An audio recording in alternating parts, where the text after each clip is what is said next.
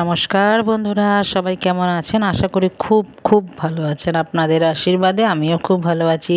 কাকুলির আরেকটি নতুন ব্লগে আপনাদের স্বাগত জানাই। চলুন আপনাদের বাগানে নিয়ে যাই। বাগান থেকে আজকে অনেক সবজি তুলব।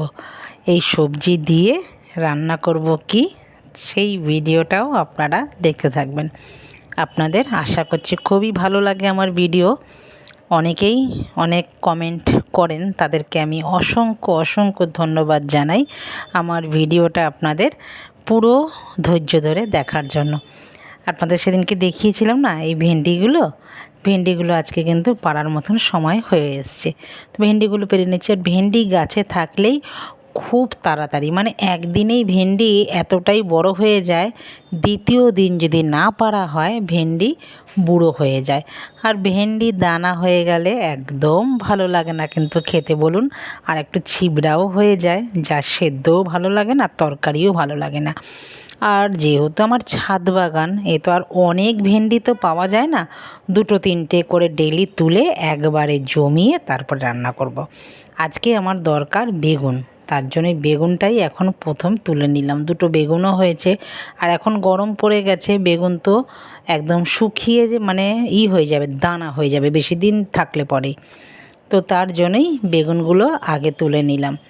এবার চলুন এবার রান্নাঘরে রান্না করা যাক। সবজি তো তুলে নিয়েছি, এই পরিশ্রমের ফল দেখতেও যেমনি ভালো লাগে, সবজি বাগান থেকে তুলতেও ভালো লাগে, আর গাছ রোপণ করতেও আমার খুব ভালো লাগে। এছাড়াও আমি সব সময় যে কোনো কাজেই সব সময় ব্যস্ত থাকি। চলুন এখন রুটি করে নিই। মেয়ে তো স্কুল শুরু হয়ে গেছে, আপনারা তো জানেন। আর দুদিন ক্লাস হবে, তারপরে কাল থেকেই অনলাইন ক্লাস চালু হয়ে যাবে। রুটি করে আমি খেয়ে নিলাম। সকাল সকালই আজকে আটা মেখে রেখেছি, মেয়েকেও আজকে পরোটাই খাইয়েছি। আর আপনারা তো জানেন রুটি করি আমি রুটি মেকারে, তাতে রুটি খুব ভালো হয় আর গ্যাসটাও ময়লা হয় না। যেমন এখানে দিয়ে দিলাম কি জানেন, কাঁচা লঙ্কা, একটু পেঁয়াজ। আর কাটাকুটি তো করেই নিয়েছি আগেই, বাগানে যাওয়ার আগেই সব কাজ করে আমি তারপরে কিন্তু রান্নায় বসি। আর দিয়ে দিলাম আলু, বেগুন, সব কিছু দিয়ে দিলাম। আজকে তেল রান্না করব। সেই যে সেদিনকে মাছ এনেছে, তেল, ডিম, মাংস, আপনাদের সাথে তো সবই শেয়ার করি। সে একদিনে তো আর এগুলো খাওয়া হয় না, আস্তে আস্তে আমি এক এক দিন করে এক একটা রান্না করি। বাজারটা ঘরে থাকলে খুব সুবিধা হয় রান্না করতে। দাদা প্রতিদিনই বাজারে যায়, আজকে যেটা আনবে সেটাকে আবার ধুয়ে রেখে দেবো ফ্রিজে, আবার কালকে বার করে রান্না করব। আপনাদের দাদা যে সকাল সকাল যে ঘুম ভাঙে না, যে ঘুম ভাঙতে ভাঙতে আমার অনেক কাজ হয়ে যায়। কেন, আমি যদি শুয়ে থাকি তবে তো আর হবে না। মেয়ে স্কুল যাবে, দাদা দোকানে যাবে, তাদের টিফিন, তাদের খাওয়া, সব ঘরের কাজ সেরে পুজো পুজো দিতেই তো আমার কত সময় লেগে যায় বলুন। আর আজকে কিন্তু সবজি দিয়েই আমি তেল পাতুরি করলাম। তেল পাতুরি বন্ধুরা আপনারা কিভাবে খান সেটাও কিন্তু আমাকে কমেন্টে জানাবেন। আমি কিন্তু একদম সিম্পলভাবেই রান্না করলাম তেল পাতুরি। গাছের একটা টমেটো দিলাম, গাছের কাঁচা লঙ্কা ফোড়নে দিলাম, কালো জিরে দিলাম, সবজিগুলো দিয়ে দিলাম। একটু সবজিগুলো ভাজা ভাজা হওয়ার পরে ঢেকে দিয়ে এলাম। তারপরে এবার তেলগুলো একটু দিয়ে দেবো। তেলগুলো দিয়ে নাড়াচাড়া দিয়ে যখন একদম তেল তেল হয়ে যাবে সবজিগুলো, তখন নামিয়ে নেব। একটু ধনেপাতা দেব, ধনেপাতা দিলেও খুব ভালো লাগে। আমি এইভাবেই তেল পাতুরি রান্না করি। আর শুধু তেলটাও রান্না করি। আমার মেয়েও কিন্তু তেল পাতুরি খেতে খুব ভালোবাসে, আমিও খুব ভালোবাসি। দাদা খেতে ভালোবাসে বলবো না, খায় অল্প, যেহেতু প্রেশারের লোকরা তো আবার এরকম মাছের তেল টেল খাওয়া বারণ আছে, ওই জন্য দাদা খায় না। দাদা আবার কিন্তু খুব চেকাবেই চলে, অনেক কিছু খায় না, ও একটু ভাতটাই ভালোবাসে। চলুন আপনাদের সাথে গল্প করতে করতে আমার রান্নাও কিন্তু হয়ে এসেছে।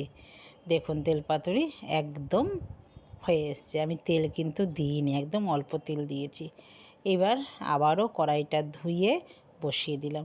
এবার ডিমটাকে ভেজে নেব। এই রকম ডিম ভাজা খেতে খুব ভাল লাগে।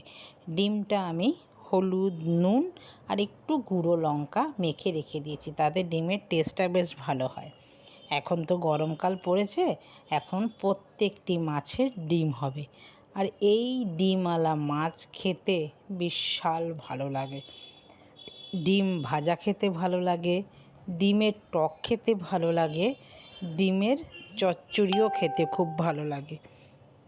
চলুন, ডিম ভাজাও আমার হয়ে গেল। আজকে দুপুরের মেনু জানেন কি কি? এই যে পটল ভেজে নিলাম, পটল দিয়ে আমি মাছের মাথা দিয়ে আজকে রান্না করব। মাছের মাথা দিয়ে পটলের রসা, ডিম ভাজা আর তেল পাতুরি হয়ে গেল। আজকে দুপুরে এই রান্না আমরা খাওয়া দাওয়া করব। মাছ এখন শেষ, আর কিছু মাছ রেখে দিয়েছি অসময়ের জন্য। ওই দেখুন, এখনই কড়াইটা উল্টে যেতে যেতে ধরে নিয়েছি। কড়াইটা এত স্লিপ খায় গ্যাসের মধ্যে, মানে কি বলবো আর। চলুন, আমার রান্নাও আপাতত কমপ্লিট। আজকে কিন্তু অনেক রকমের রান্নাই আছে, কালকের মাংসও আছে। তা চলুন, রান্নাবান্না শেষ, ঘরের কাজও শেষ। এইভাবে কাজ করলে অনেক তাড়াতাড়ি কাজ হয়। রান্নাঘরও আমার গোছানো হয়ে গেছে, এখানে মেশিনে কাপড় দিয়ে রেখেছি, জলও ভরা হয়ে গেছে, পয় পরিষ্কার। এরকম নিট অ্যান্ড ক্লিন থাকতে সবারই ভালো লাগে। দুপুর হয়ে গেছে, একটু খেয়ে নিই। ভাজা, একটু শশা নিয়েছি আর ভাত। আজকে এইটাই দিয়ে আমি খাবো। এই দেখুন, আজকে আমার কত কিছু খাবার, দেখেছেন? আপনারাও এইভাবে রান্না করে খাবেন। অনেক কিছু রান্না নেই, কিন্তু অল্পর মধ্যেই অনেক কিছু আইটেম হয়ে গেছে। তো ভিডিওটা আমি এখানে রাখছি, দেখা হচ্ছে পরবর্তী ভিডিওতে। তো সবাই ভালো থাকবেন, সুস্থ থাকবেন।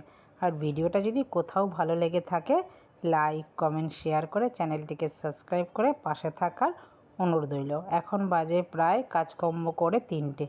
এবার নিজের জন্য সময়। এসিটা চালিয়ে দিয়েছি, প্রচণ্ড গরম। একটু এখন শোবো, মোবাইল দেখবো, এখন একটু রেস্ট নেব। আমি আবার দুপুরবেলা একটু না ঘুমালে, মানে ঘুম যে একদম অঘরে ঘুমাবো সেটা না, ওই শুয়ে শুয়ে একটু মোবাইল দেখবো। আবার 5:30 বাজবে, মেয়ে এখন অনলাইন ক্লাস হচ্ছে, 5:30 বাজলেই ছুটি। তারপরে আবার ওকে একটু টিফিন করে দেবো। ওই দুপুরবেলা দুজনে একসাথে খেয়েছি তাড়াহুড়া করে, ও তো সেইভাবে খেতে পারে না। তো দেখা হচ্ছে পরের ভিডিওতে। নমস্কার, টাটা।